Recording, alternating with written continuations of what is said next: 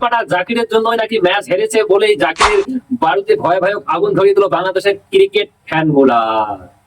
দর্শক, দাপটে বোলিং এ পাকিস্তানকে অল্প রানে আটকে দিলেও কিন্তু ব্যাট হাতে ব্যক্ত হয়েছে পুরো বাংলাদেশ খেলোয়াড় গুলো। মামুলি লক্ষ্য তারা করতে নেমে ব্যাটারদের ব্যর্থতার হেরে বিদায় নিয়ে হয়েছে বাংলাদেশের খেলোয়াড়দের। ভাই 136 রান লক্ষ্য তাড়া করতে নেমে বাংলাদেশের শুরুটা হয়েছিল যেন ভাই দুঃস্বপ্নের মতো। ভাই ওপেনার পারভেজ হাসান ইমন 0 রানে আউট হয়ে যান শাহিন আফ্রিদির বলে। ভাই অলরাউন্ডার তৌহিদ হৃদয়ও টিকতে পারেনি তার সামনে, 10 বলে 5 রান করে ফেরেন।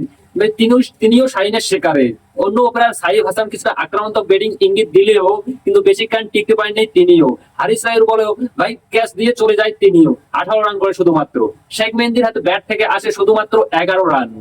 এরপর পঞ্চম উইকেটে নুরুল হাসান সোহান ও শামীম পাটোয়ারি চাপ সামলানোর চেষ্টা করেন, তবে সোহান গিল ভাই আবারও ফিরে যায় মাঠের বাইরে। অধিনায়ক জাকির আলী করেন শুধুমাত্র 11 রানে। আর এইখানে নিটিজনরা গোসা ফুটে পড়ে, লড়াই চালিয়ে যান শামীম পাটোয়ারি, তাকে সঙ্গ দিচ্ছিলেন তানজিদ হাসান সাকিব, কিন্তু তিনিও 18তম ওভারের শুরুতেই শামীম আউট হয়ে চলে যান 25 বলে 30 রান করে। একই ওভারে ফিরে যান সাকিবও। বাকিরাও সুবিধায় না করতে পারবে, শেষ পর্যন্ত শুধু লক্ষ্য ছুঁতে পারেনি 136 রান টিম টাইগার্স। আর এই দিনে অধিনায়ক হিসেবে জাকির নায়ক বলেছেন যে ভাই 5টা টেস্ট ইনিংসের ভিতর মাত্র একদম টেস্ট মানে কালকে টেস্ট ক্রিকেট খেলেছে বাংলাদেশ।